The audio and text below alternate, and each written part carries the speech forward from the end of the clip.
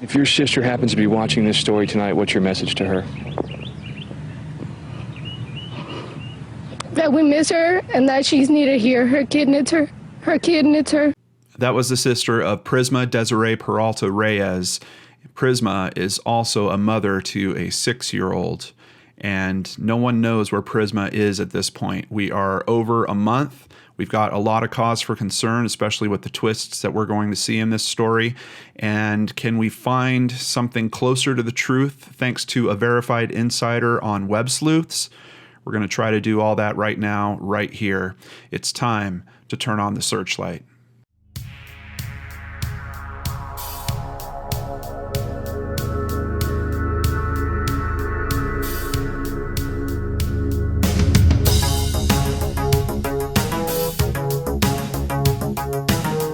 Hey everyone, John Lorden here. Thank you so much for joining me on another episode of Brainscratch Searchlight.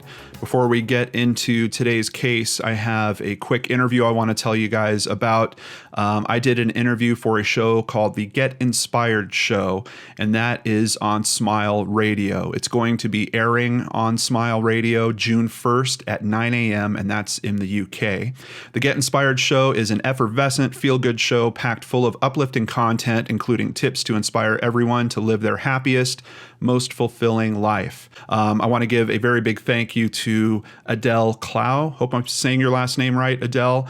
She is a life coach. She is also the host of Get Inspired. So check it out on Smile Radio Saturday morning from 9 to 10 a.m. UK time. That is June 1st. It will then be uploaded to all major podcasting platforms and also available on YouTube. So I'll be sure to let you guys know and give you a link to that as well if you can't catch the initial broadcast of it.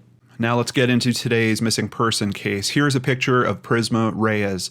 She is about 26 years old, and please take particular note of this top. I believe this is the same top that she is wearing on the day that she goes missing.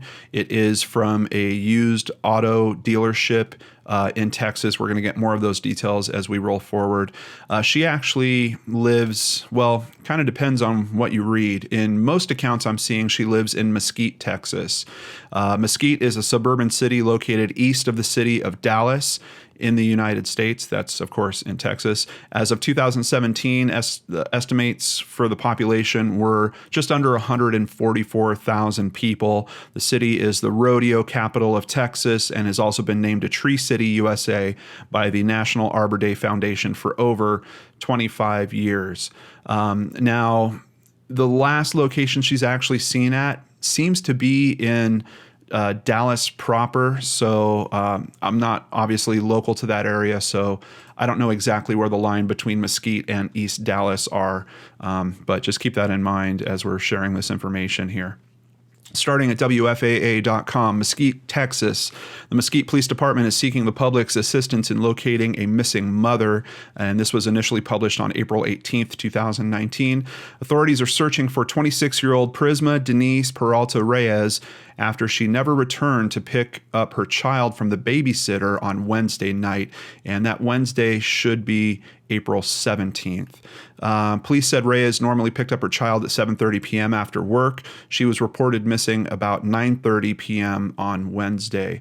That might be one of the highlights or bright spots in this particular case is they got the report about her missing very, very quickly. And it seems like they started taking action fairly quickly as well. You'll see why as we roll through the info. Her child is now being cared for by relatives since she's been missing. She is 5'2" and weighs about 135 pounds. Last seen wearing a red polo shirt. I'm pretty sure it's that same shirt that we just saw in the first photo of her, and blue jeans. You can see here, this is actually a video clip, the last known video of her as well. She has black shoes that have kind of a thick white sole on them as well.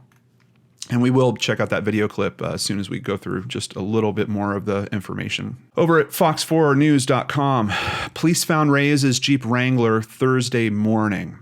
And they found it pretty early in the morning. I think it was around 7:45. So it's kind of interesting because typically in missing persons cases, tracking someone's vehicle down like that doesn't happen that quickly. So is there another reason why the vehicle may have been called in? We're going to get to some of that as we get into the web sleuths information. Surveillance video of the last known location of Reyes shows her in the general area where her vehicle was located. So once again, if you consider that they found the vehicle first, then it might make sense that they went to local spots and asked for surveillance video. She was seen speaking to someone on the phone. Investigators have interviewed that person and have cleared them. The babysitter, Maria, called police after Reyes didn't pick up her kid. Her child is the most important thing in her life, Maria said. Maria says that she spoke to Reyes earlier Wednesday afternoon. Reyes told her that she was on her lunch break from her new job at a used car lot located off Northwest Highway in Dallas. She's talking to me 3 or 4 p.m. She was okay, Maria said.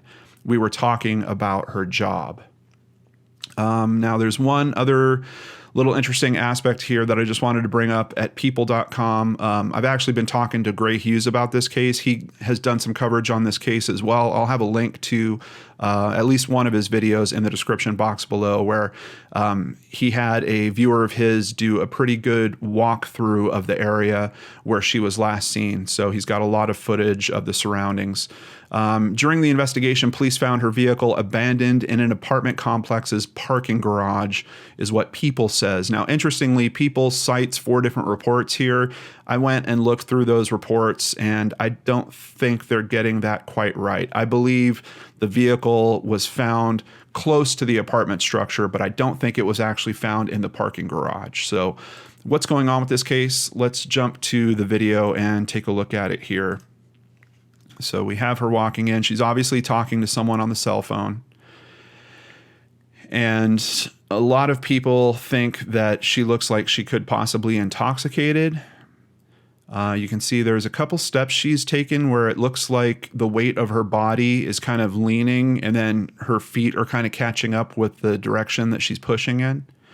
And then there's one point in particular that I'm kind of, here we go again, where she leans and then she walks over. She now leans up against a column, and here in a moment she's going to stand straight up, and you're going to see it looks like one of her knees just kind of, not buckles, but it kind of goes out from under her right about there. And let me just replay it real quick so you can see it again. It's a little indicator to me that she's pretty wobbly. Now, could she be doing that on purpose? Maybe she had a crick in her knee or something like that. Maybe. But based on a lot of what I'm seeing online and some of the verified insider information we're going to get from web sleuths, I think it's pretty likely that at a minimum, she is intoxicated. Possibly there's something else that's going on here. So she continues talking to this person, and eventually we will see her walk off. Now, the interesting thing is it looks like she ends the call,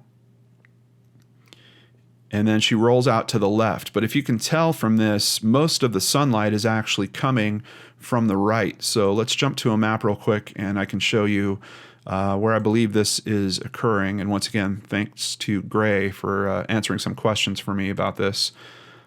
He's always awesome when it comes to maps and locations. So I believe that she is right inside this door here. And as a matter of fact, in the footage that Gray has, the lady that was kind enough to go there and try to get some video footage and actually talk to the apartment manager and take a walk with him, when she was walking up, this door was propped open by a rock. And I've seen some comments from other people that seem to say the same thing, that this door is relatively easy to get through. Also, you might notice on this gate here, it says visitor entry. If you know the code, which I think there's only 1 or 2 codes to key into this keypad here, that will just pop right open. So the elevator that we see her at, I believe, is being obstructed by this column. I think it's literally just on the other side of that column, and that is where this footage is taking place. Now, you can see there's also the resident entry on this side, and then I believe this is probably just the exit on this side. I mean, we have a car coming out in that direction as well. So obviously, police released that video because they want people to see her. They want to see what she's wearing, and we do have at least a sense of the direction she's going off in. Unfortunately, it seems like she's going deeper into the parking garage of the apartment structure. Now, this is not where she lives. Is this where someone she knows lives? We're going to get into many more details there. But what exactly are police hoping in terms of releasing this video to us? Over at cbslocal.com. The hope is with the video. Someone sees her clothing, sees her mannerisms. Maybe they recognize her. Maybe they remember seeing her somewhere, and they'll reach out to us to identify the location of her whereabouts, said Lieutenant Stephen Biggs with the Mesquite Police Department. Her mother, Lilia Peralta, tells CBS 11 News that Reyes has never left her family and never would. Peralta's last communication with her daughter was at noon on Wednesday to warn her about the storms. She said Reyes' manager told her she never returned to work from lunch.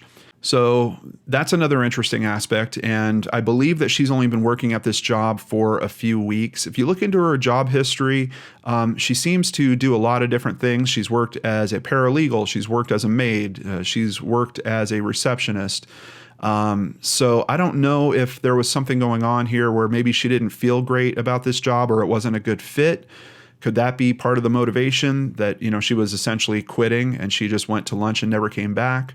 Or do we have something else at play here? Let's continue with the article. She says that her child's father lives outside of Austin and she doesn't think he's involved with her daughter's disappearance.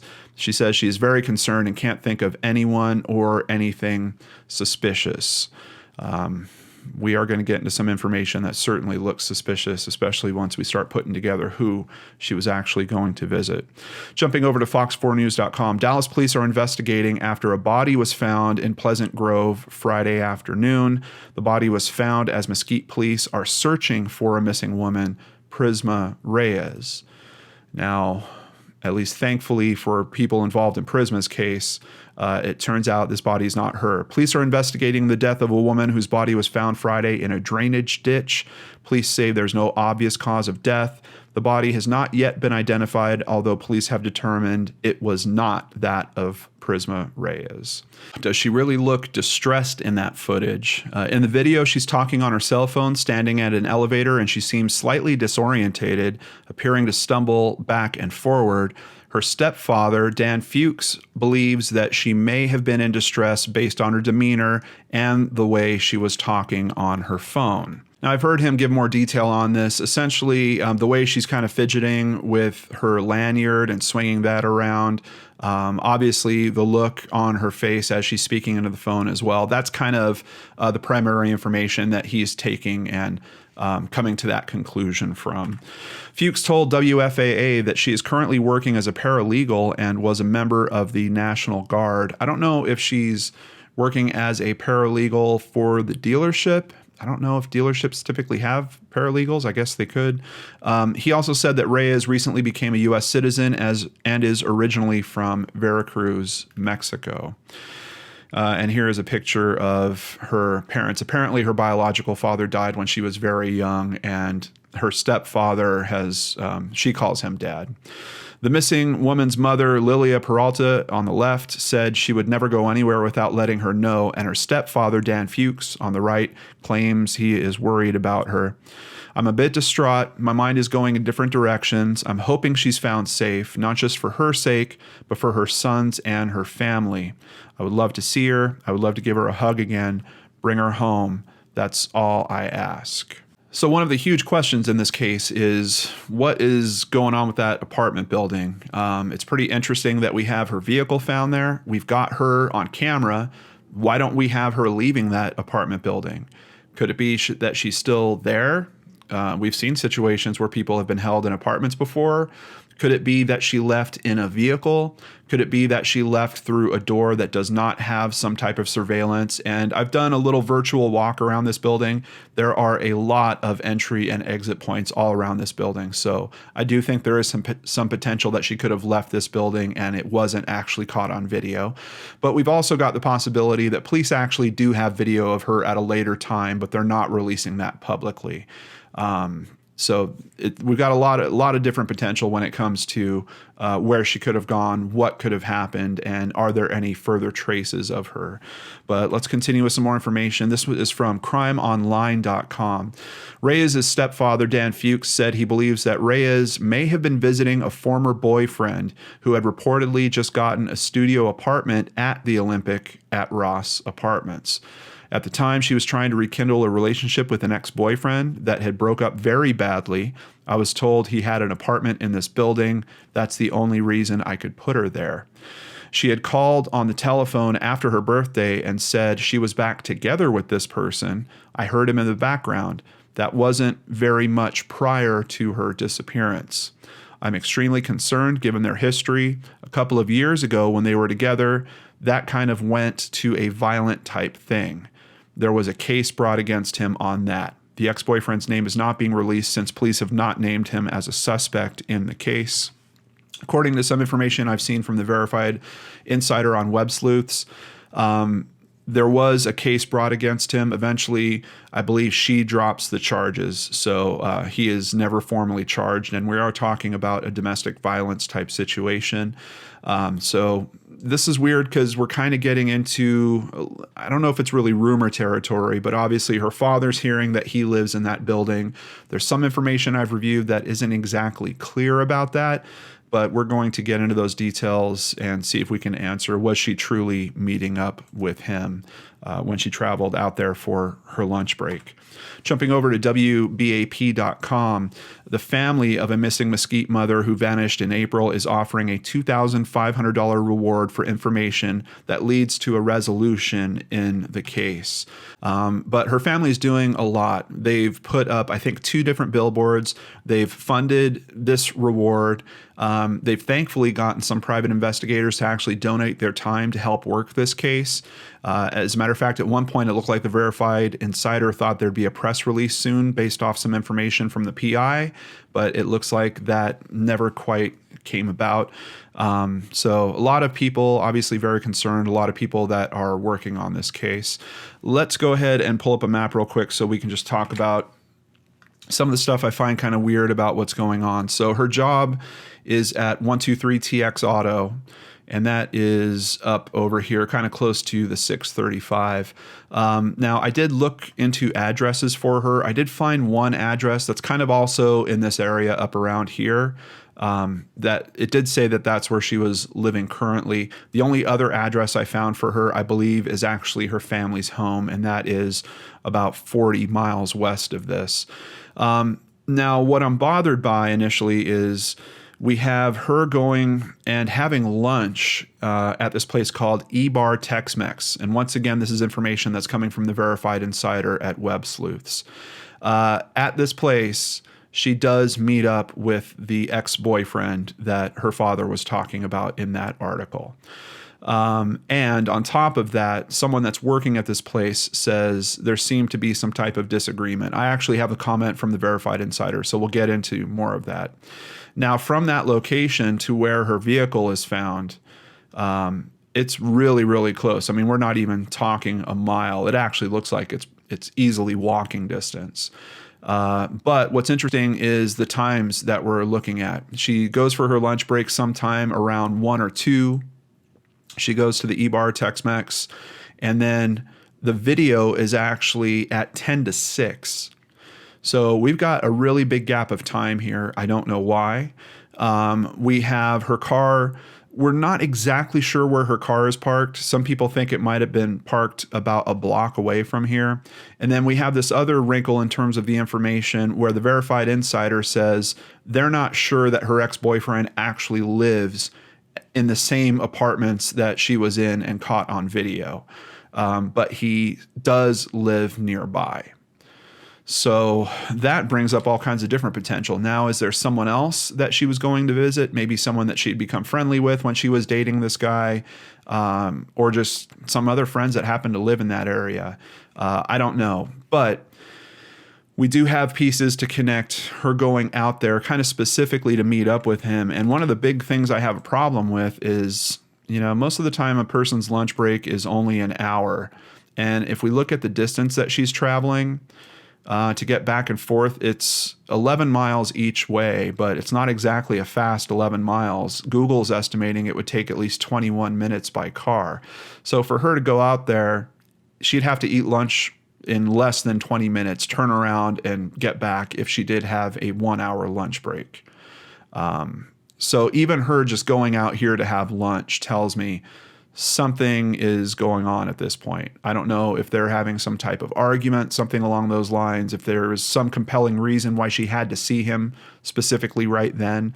So the story I was originally considering, where maybe she was just deciding she was going to quit her job and she just wasn't going to go back, for me is kind of hitting the back burner, and I'm looking more at what is motivating her to go out to meet up with this ex or current. I don't know if we can even really consider him an ex if she told her stepfather that they had gotten back together. But something drives her to go out to this area, and we don't exactly know why.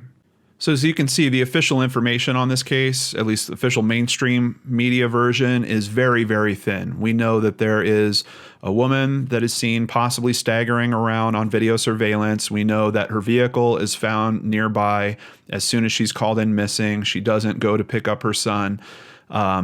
Really not a whole lot more detail outside of that, but thankfully Web Sleuths has been working really hard on this, and they have a verified insider that is sharing some pretty compelling information. So let's go ahead and take a look at the first of the comments I want to share with you guys. The verified insider's name is Winter63. She was with her ex-boyfriend at the restaurant. Her mother and a friend went there to get some info and found out some things. There was a police call to that restaurant for a disturbance between Prisma and her ex, although he didn't go by the name everyone knows him as. Kind of interesting. So apparently there were two names that were being kicked around for him. I believe it's Ryan and Matt. But the mother did go back with a picture of who she knows as Ryan. And the bartender said, yeah, that's the guy. But in here, he goes by Matt. So very interesting. And of course, we have the information about them being in an argument. Now, apparently, I think the bartender is the one that actually called the police about their argument. The police didn't show up for 45 minutes. And by the time the police had shown up, Prisma and Matt or Ryan had already left. But keep in mind, this is still in that lunch time frame, somewhere between 1 and 2 possibly. And we have a couple hours before she shows up on camera. Let's move on to the next comment here. One of the last people Prisma spoke with before her disappearance was a friend that she called asking for help. So now we're getting to the actual phone. How was she using the phone in those final moments where one of the calls is obviously found on the footage? She called a friend. This is around 6 p.m., so this is slightly after the footage. She told the friend she didn't feel right. When he asked where she was, she told him that she didn't know. She just didn't feel right. This person said she sounded very confused. We got her phone records and called the number. He told us exactly what he told detectives. He's not a suspect since he was out of state the night of her disappearance. So this is really sounding like possibly, she goes out with her ex-boyfriend or current boyfriend or whatever. They're having a rough conversation. It's noted by the bartender. Does that mean that possibly they were having drinks at that time? Now, the verified insider says Prisma usually doesn't drink unless it's the weekend. Verified insider also says Prisma does not use narcotics at all. But is there some possibility that she might have been slipped something? Is it possible that she went back to her ex-boyfriend's apartment, since we do at least know that even if he wasn't living specifically in that building, he does live in that area? Could there have been something that happened there where she was given some type of narcotic, tried to escape the situation, wound up out on the street and just was so confused, walked in where she saw an open gate, a gate that it looks like occasionally does remain open with a rock keeping it there. that's what I'm kind of worried about in terms of all this. So very concerning that we have a phone call like this, and this is really leading us to believe something has really, really gone wrong here. But that's not the only phone call. Between 5:49 and 6:01, which was her last and final call, there were 9 phone calls. We believe those phone calls were trying to reach out to anyone who could help her out, and possibly to one of the numbers of the person that did this to her. Now, out of all those phone calls, she called her ex-boyfriend or current boyfriend, however you want to refer to him, 5 times. I don't know if she actually made contact with him. It sounds like all these phone calls are very, very short, except for the one where she did contact the friend that is out of state. Another piece of information, the ex-boyfriend apparently has not shown up for work since Prisma disappeared. At least that's according to information that her mom was given. So all these things are really looking like a bad situation to me, looking like some type of domestic violence related situation. But believe it or not, there's another phone call that people are concerned about as well, specifically the verified insider. I do know the sitter doesn't want to be involved in her disappearance any longer, avoiding Prisma's mom's calls, etc. Her phone records show that this was the only day that they talked that long. Apparently, Prisma and the babysitter were on the phone for about an hour. And Winter 63 is saying all other phone calls that happen between the two of them, they're like 10-minute check-in calls. So what was this conversation about that went on for an hour? That we know from what the babysitter said for the one interview she did in the media happened at some point around 3 or 4. If we put that in the timeline of what's going on here, at that point, there's a good chance Prisma already had drinks of some kind. We don't know where she would have been. She probably would have realized at this point she wasn't going back to her job. And as a matter of fact, some other information from the babysitter says the babysitter and her actually spoke about the job and just that everything was going okay and she was just kind of having a normal day.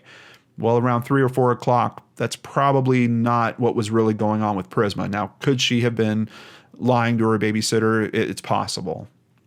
So a lot of strange things going on here. And there's a lot of this case that for me is certainly pointing towards something about this ex-boyfriend's involvement. This phone call in particular, an hour-long phone call, and with what we're being told happened in that conversation at that time of day, it's very, very weird to me. I don't know what it could mean. I don't even know where this babysitter lives. Is that babysitter close to this area where all this is going down, or more kind of back around where Prisma's work and home was? I don't know. Even when I consider how quickly the authorities were called on this, I'm wondering about the order of events around there. Did the babysitter have access to contact information for Prisma's family? Did the babysitter try to call them before calling authorities? Because that would, in most situations, that's kind of what we see when something like this happens. People get in contact with other family members and try to check in. Hey, do you know where they are? They were supposed to be here an hour ago. I'd be very curious to know if any of that has happened in this case. I haven't found any information to really tell us one way or another about that. There is one other post that happened here. Someone actually got a screenshot from the car, and I'm honestly not positive where the screenshot actually comes from, but this does appear to be Prisma's vehicle. We can see the date stamp and the time seem to line up with about the time she was there, and I'm guessing the way that I'm looking through this gate here, I'm kind of guessing that this could be a camera that's inside the garage pointing out forward. And if that's the case, where her vehicle is right now would essentially be in a street. And that's one of the big conversations that's happening on Web Sleuths. People are wondering, well, if it's parked at this time, she's obstructing traffic. And if she's obstructing traffic, that's possibly how her vehicle was called in and how authorities kind of got on this case so quickly. Because that's another strange aspect to this case. We've looked into plenty of missing persons cases here. And, for a vehicle to be found within 12 hours of when the person goes missing, It's not impossible, but it's pretty rare. So a lot of people on Web Sleuths are theorizing that the vehicle was actually called in, possibly because it was obstructing the road. Even if it was parked just a little bit to the left of where we're looking, it could be that it was obstructing this driveway. We also don't know, was she drugged? Was she possibly, was she drinking too much when she parked her vehicle and just didn't notice that she had parked it? I mean, there's a little no parking sign here. I think it'd be kind of easy to miss that. And as you can see, this street seems to certainly have a fair share of cars that park there. I don't know. So a lot of different pieces here. Of course, I will have links to, there's 2 Web Sleuths thread on this right now. I'll have links to both of those in the description box down below. I also found 2 different Facebook accounts for her, so I'll have links to those down below as well. And there is a Nancy Grace podcast on this. It's not great, but I appreciate the coverage, so I'm going to have a link to that down below as well. On top of that, I will have a link to Gray Hughes's episode. You can jump about 45 to 50 minutes in on that episode, and that will be where this case starts, and you can see some of that footage that that person was kind enough to walk around and get. So what do we have going on here, Brain Scratchers? Some potential that she would have left her own life. 6-year-old kid, a little bit of a choppy work history, maybe, but I really think that is a very small percentage. Why did she go to that area?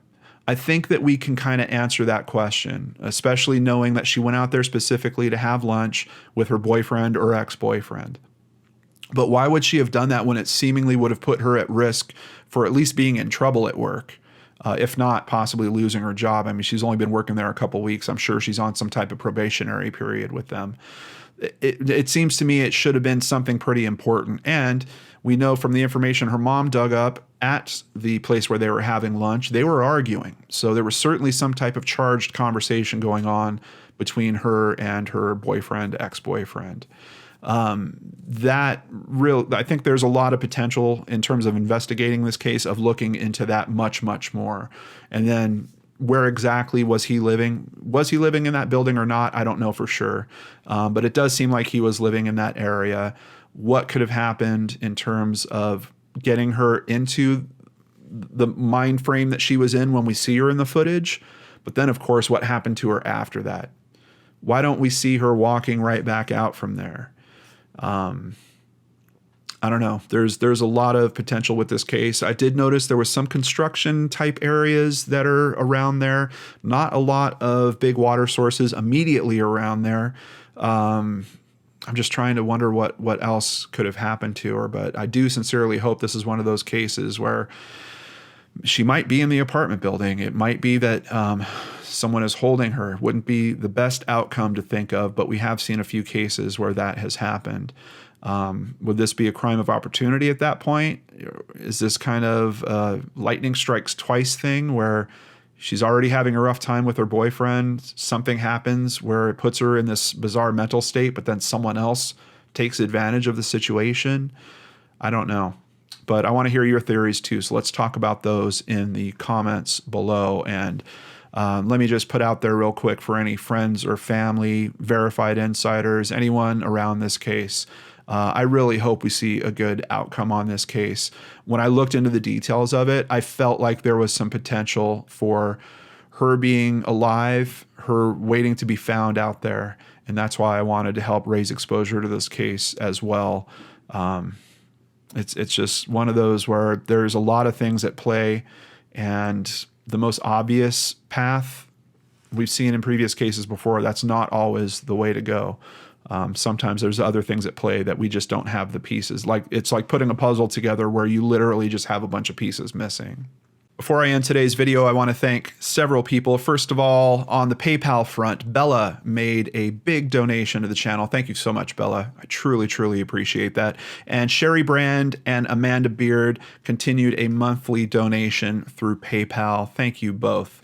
On the Patreon front, Lisa Strunk is a new patron that has popped her pledge for 1 month in honor of her father, Bob. Thank you so much, Lisa, and thank you to Bob for helping to raise such an amazing person. I'm sorry that Bob isn't in your life anymore, Lisa, but I really appreciate how you chose to honor him. Also, new patrons David Carson, Hannah Redman, and Crystal Rodriguez. On top of that, Rachel Gregory increased her pledge. Thank you so much for helping to support me, keeping me here, doing what I love doing, trying to help other people that are in terrible situations, just like we're seeing in today's case. Take care, everyone. I'll see you back here on Friday with a brand new episode of Brainscratch on the Lord and Arts channel.